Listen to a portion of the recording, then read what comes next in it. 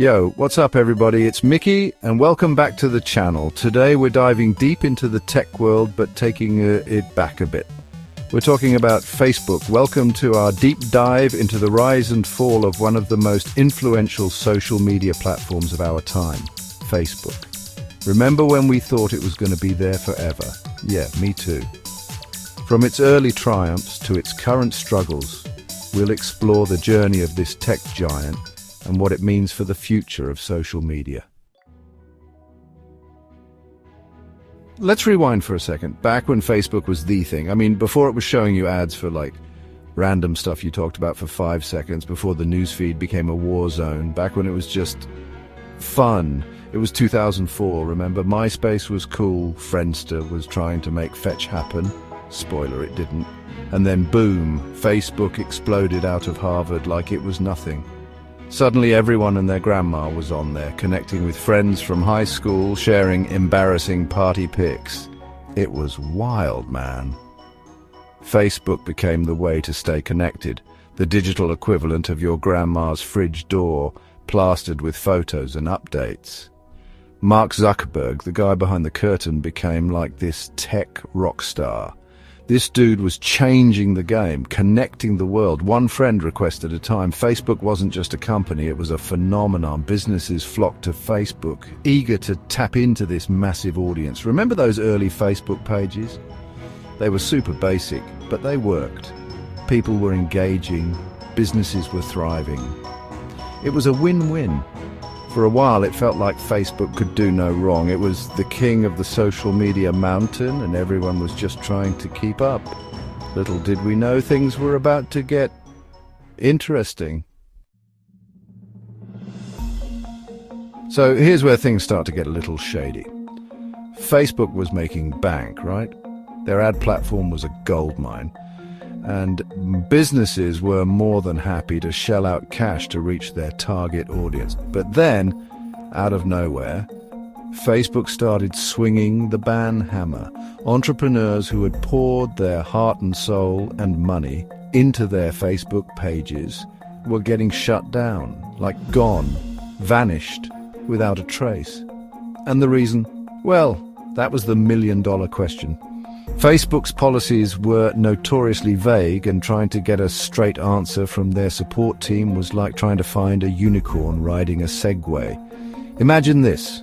You've built your entire business on Facebook, you're finally gaining traction, and bam, you're locked out of your account. No warning, no explanation, just radio silence. It was brutal. Small businesses, influencers, even big brands.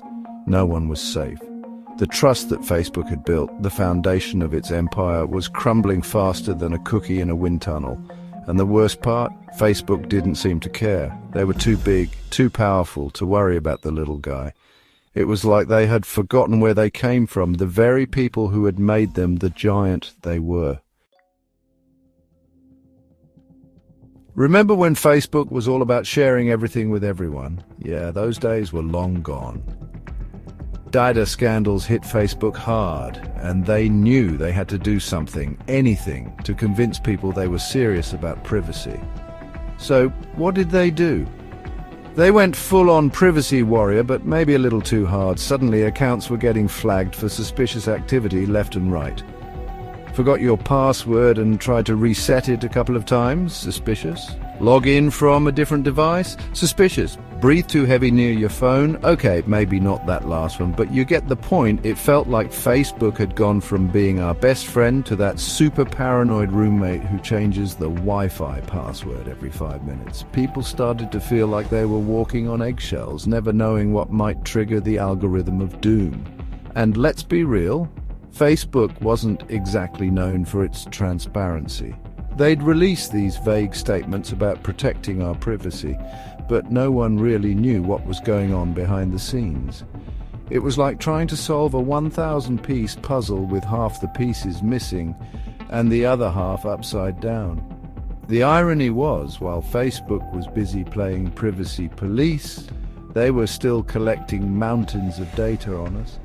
It was like they were saying, we care about your privacy, but we're still going to keep track of every single thing you do online, just in case. While Facebook was busy building its fortress of solitude and, well, paranoia, the rest of the social media world was evolving. New platforms were popping up left and right, each one shinier and more exciting than the last. Snapchat came along with its disappearing messages, and suddenly Facebook felt about as hip as your dad trying to dab.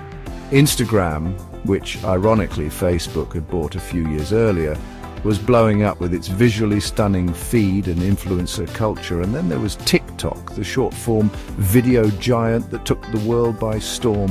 TikTok was all about creativity, authenticity, and having fun. It was the antithesis of Facebook, which had become synonymous with negativity, misinformation, and your aunt's political rants. Facebook, meanwhile, seemed stuck in a time warp. They tried to copy Snapchat with stories, which, let's be honest, was a pale imitation, and they tried to get in on the short-form video game with Reels, but it felt forced, like they were just trying to keep up with the cool kids. The problem was, Facebook had become too big, too set in its ways to adapt. They were like that one friend who still listens to the same music they did in high school, even though everyone else has moved on. The social media landscape had shifted, and Facebook was on the outside looking in. Remember those businesses and brands that were flocking to Facebook in the early days? Well, they weren't feeling the love anymore. Years of vague policies, account suspensions, and dwindling organic reach had taken their toll. It was like Facebook had become this toxic relationship that everyone knew they should get out of. But they were too scared to actually break up. But eventually, even the most loyal partners reached their breaking point. Entrepreneurs started to realize that there were other fish in the sea, platforms that actually valued their business and weren't constantly threatening to pull the rug out from under them. Platforms like Pinterest, with its focus on visual discovery and shopping, offered a refreshing alternative. LinkedIn, with its professional networking and thought leadership opportunities, became the go-to destination for B2B businesses. And then there were the e-commerce platforms like Shopify and Etsy, which allowed businesses to create their own online stores and sell directly to consumers, cutting out the middleman, aka Facebook. It was a mass exodus, a digital diaspora of entrepreneurs fleeing Facebook's sinking ship in search of safer, more welcoming waters. You know that feeling when you're trying to talk to someone but they're not really listening? That's what it felt like trying to get Facebook's attention. Years of complaints about privacy issues, misinformation, and toxic content had fallen on deaf ears. Facebook seemed content to sit back and rake in the cash, even as its reputation went down the drain faster than a dropped iPhone in a public restroom. Users were leaving in droves, frustrated by the constant negativity, the political arguments, and the feeling that their privacy was being violated on a daily basis. Young people, the lifeblood of any social media platform, were nowhere to be found, opting instead for the more light-hearted and entertaining world of TikTok and Instagram. Facebook had become the digital equivalent of your grandparents' house, familiar but not exactly where you want to hang out. It was a platform for sharing baby photos and arguing about politics with distant relatives, not for connecting with friends or staying up to date on the latest trends. The once mighty giant of social media had become irrelevant, a relic of a bygone era. So, what can we learn from the rise and fall of Facebook? Well, for starters, transparency is key. When you build a platform with billions of users, people deserve to know what you're doing with their data and how you're making decisions. Second, adaptability is crucial in the ever-changing world of tech. Just because you're on top today doesn't mean you'll be tomorrow. Facebook's failure to adapt to new trends and embrace innovation ultimately led to its downfall. But perhaps the most important lesson is this: never underestimate the power of listening to your users. Facebook's arrogance, its refusal to acknowledge the concerns of its user base, ultimately sealed its fate. The question now is, can Facebook recover? Can it reinvent itself for a new generation of users who are more concerned with authenticity, privacy, and meaningful connections than ever before? Only time will tell. But one thing's for sure, the social media landscape has changed forever, and Facebook's legacy will serve as a cautionary tale for tech giants everywhere. That was a trip down memory lane, right?